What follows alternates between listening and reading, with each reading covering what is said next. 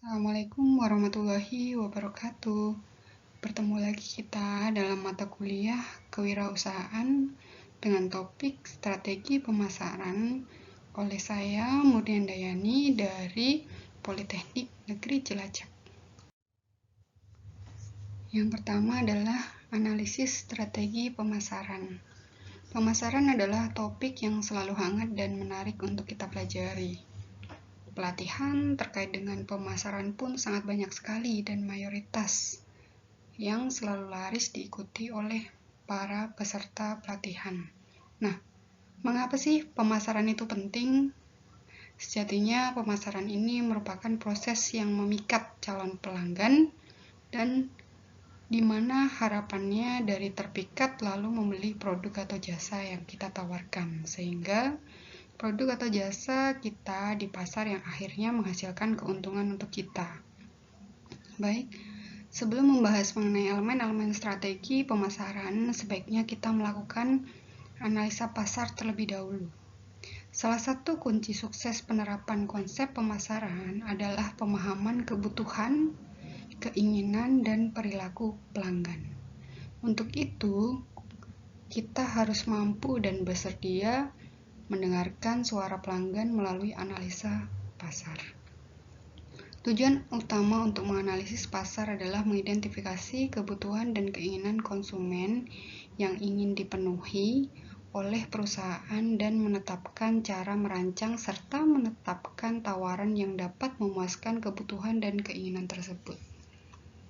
Analisa pasar ini menjadi acuan kita dalam menentukan STP atau segmentasi, targeting, positioning, dan 4P di dalam marketing mix, yaitu product, price, place, dan promotion.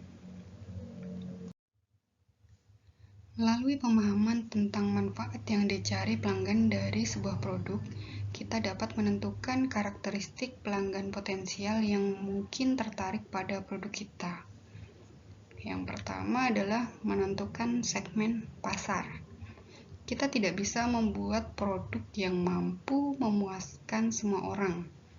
Kita juga tidak memiliki sumber daya yang cukup untuk memasarkan produk kita kepada semua orang. Oleh sebab itu, kita perlu melakukan segmentasi pada produk kita yang ingin kita pasarkan, sehingga nantinya segmen pasar tersebut puas dan senang.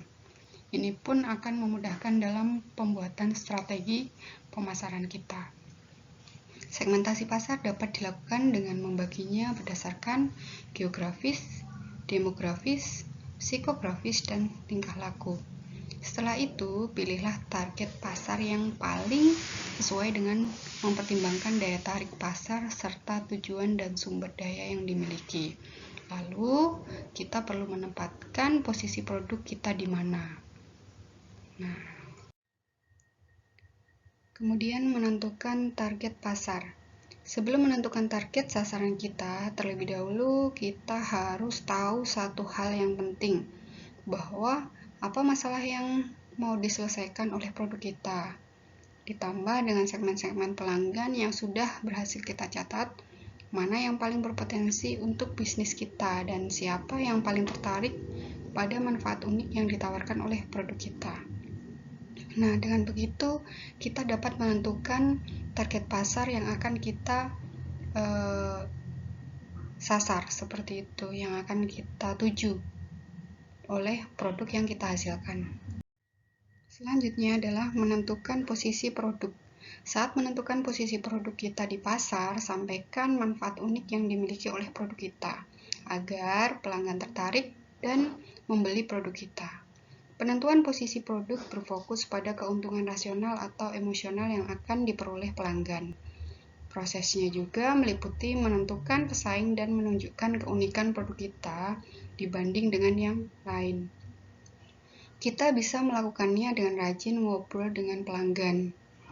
Nah, positioning produknya adalah misalnya kita menentukan produk kita di pasar itu yang sesuai dengan kebutuhan yang mereka inginkan dan atau mereka butuhkan. Selanjutnya adalah bagaimana menentukan strategi pemasaran dengan 4P atau marketing mix. Yang pertama, bahwa saat ini apa saja alat promosi yang sudah kita miliki, cara berpromosi seperti apakah yang sudah kita lakukan, dan apakah promosi yang kita lakukan sekarang itu sudah optimal. Nah, setelah melakukan STP ini, saatnya kita menentukan strategi pemasaran untuk bisnis kita. Strategi pemasaran itu meliputi 4 prinsip pemasaran yang dikenal dengan 4P, yaitu product, price, place, dan promotion. Seperti yang sudah dijelaskan di depan, bahwa segmentasi pasar dapat dilakukan dengan membaginya ke dalam segmentasi geografik, segmentasi demografi, segmentasi psikografik, dan segmentasi tingkah laku. Di dalam segmentasi geografik ada berdasarkan negara, regional, provinsi, kota, kecamatan. Segmentasi demografi, umur, jenis kelamin, dan pendapatan.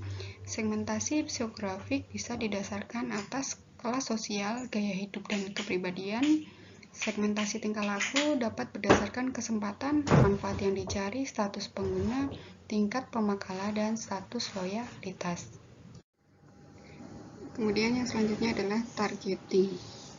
Kelompok konsumen yang mempunyai ciri-ciri atau sifat hampir sama atau homogen yang dipilih perusahaan dan yang akan dicapai dengan strategi pemasaran atau marketing mix. Jadi di sini targeting sesuai dengan apa yang saya jelaskan tadi, bahwa kita menentukan target pasar kita itu siapa, yang membutuhkan produk kita itu siapa, seperti itu. Jadi target yang akan kita sasar itu yang seperti apa. Untuk manfaat targeting, yang pertama adalah mengembangkan posisi produk dan strategi bauran pemasaran. Yang kedua, memudahkan penyesuaian produk yang dipasarkan dan strategi bauran pemasaran yang dijalankan.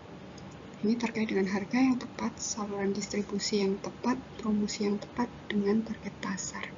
Kemudian, yang ketiga adalah membidik peluang pasar lebih luas. Hal ini penting saat memasarkan produk baru. Kemudian yang keempat, memanfaatkan sumber daya perusahaan yang terbatas seefisien dan seefektif mungkin. Yang kelima adalah mengantisipasi persaingan yang ada. Berikut ini merupakan jenis-jenis targeting. Yang pertama adalah strategi yang tidak membeda-bedakan pasar. Strategi pemasaran jenis ini memperlakukan pasar secara keseluruhan, sehingga perusahaan cuma memperhatikan kebutuhan yang secara umum. Produk yang dihasilkan dan dipasarkan oleh perusahaan tersebut seringkali cuma satu produk saja dan berupaya untuk menarik konsumen dengan hanya satu rencana pemasaran. Nah, kemudian yang kedua adalah strategi yang membeda-bedakan pasar.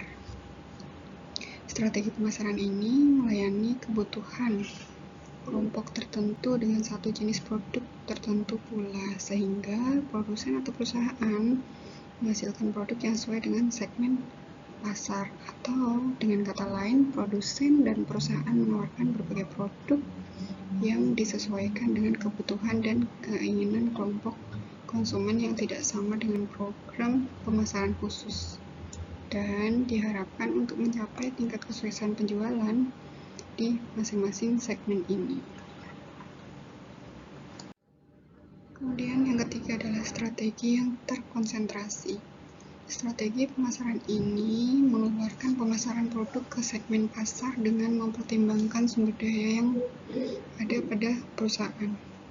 Nah, keuntungan strategi jenis ini adalah perusahaan akan meraih posisi yang kuat di segmen pasar yang dipilih, karena perusahaan tersebut akan lebih fokus dan memiliki pengalaman yang lebih baik dalam melakukan pendekatan untuk memenuhi kebutuhan dan keinginan dari konsumen. Di dalam strategi pemasaran terdapat istilah yang dinamakan dengan diferensiasi.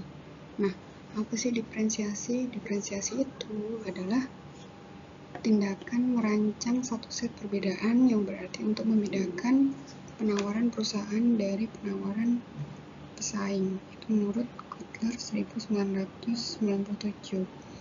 Nah, di dalam diferensi ini dibagi menjadi 5 dimensi. Yang pertama, diferensiasi produk. Yang kedua, diferensiasi pelayanan. Yang ketiga, diferensiasi personil. Yang keempat, diferensiasi saluran. Dan yang kelima adalah diferensiasi citra. Diferensiasi pelayanan. Diferensiasi pelayanan membedakan pelayanan utama berdasarkan kemudahan pemesanan, pengiriman, pemasangan, pelatihan pelanggan, konsultasi pelanggan, pemeliharaan, dan perbaikan. Kemudahan pemesanan mengacu pada seberapa mudah pelanggan dapat melakukan pemesanan pada perusahaan tersebut. Pelatihan pelanggan mengacu pada pelatihan pada para pegawai pelanggan untuk menggunakan peralatan penjual secara tepat dan efisien. Konsultasi pelanggan mengacu pada pelayanan data, sistem informasi, dan sasaran yang diberikan penjual kepada pembeli secara gratis atau membayar. Itu terkait dengan diferensiasi pelayanan. Contohnya, Pizza Hut menggunakan strategi diferensiasi pelayanan jaminan delivery 30 menit sampai. Itu salah satu contohnya. Atau JNE menggunakan strategi diferensiasi layanan dengan menjamin pengiriman barang atau yes, yakin esok sampai. Untuk yang ketiga, diferensiasi personil. Ini adalah diferensiasi yang ditunjukkan oleh keunggulan personal perusahaan berdasarkan kemampuan, kesopanan, kredibilitas, dapat diandalkan, cepat tanggap, dan komunikasi yang baik. Sedangkan untuk saluran adalah perusahaan-perusahaan tersebut dapat mencapai keunggulan bersaing melalui cara mereka merancang saluran distribusi, terutama menyangkut jangkauan, keahlian, dan kinerja saluran-saluran tersebut. Kemudian yang terakhir adalah ada diferensiasi citra. Pembeli memiliki tanggapan berbeda terhadap citra perusahaan atau merek. Nah, identitas dan citra perlu dibedakan. Identitas terdiri dari berbagai cara yang dimaksudkan oleh perusahaan untuk mengidentifikasi atau memposisikan diri atau produknya. Citra adalah cara masyarakat mempersepsikan perusahaan atau produknya. Seperti itu. Positioning adalah tindakan merancang penawaran dan citra perusahaan sehingga menempati suatu posisi kompetitif yang berarti dan berada dalam benak pelanggan sasarannya. Tujuan dari positioning ini adalah agar produk tersebut dapat meraih posisi yang diinginkan pasar. Nah, menurut Kotler dan Keller tahun 2009, terdapat 7 pendekatan dalam melakukan positioning, yaitu yang pertama, penentuan posisi menurut atribut.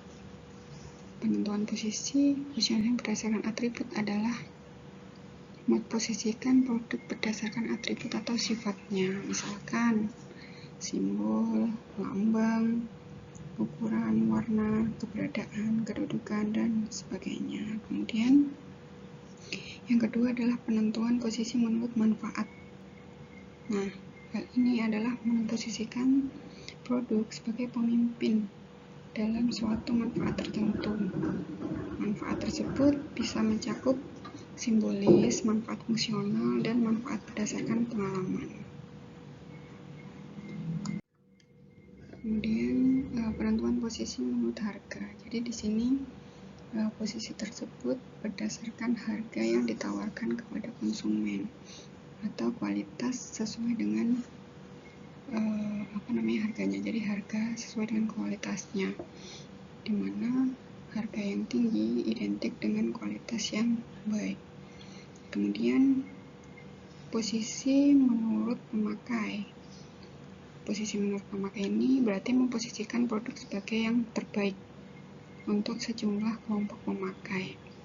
Nah, untuk posisi menurut pengguna ini memposisikan produk-produk atau penerapan produk ini dengan seperangkat nilai-nilai penggunaan atau penerapan nilai yang digunakan sebagai unsur yang ditonjolkan dibandingkan dengan pesaingnya.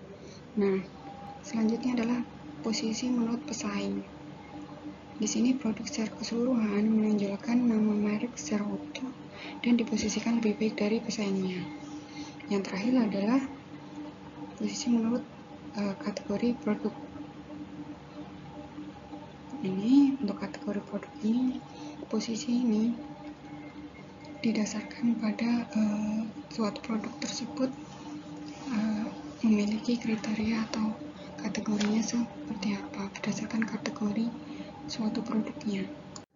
Di sini ada 4 pilar yang menjadi hal yang utama dalam marketing mix. Ada yang saling mempengaruhi. Yang pertama produk, harga, place atau tempat, dan promosi.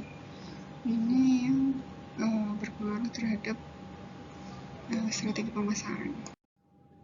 Untuk produk dan price ini, dari segi produknya ada yang berpengaruh adalah keragaman produk, kualitas, desain, ciri, nama merek, kemasan, ukuran, pelayanan, garansi, dan imbalan.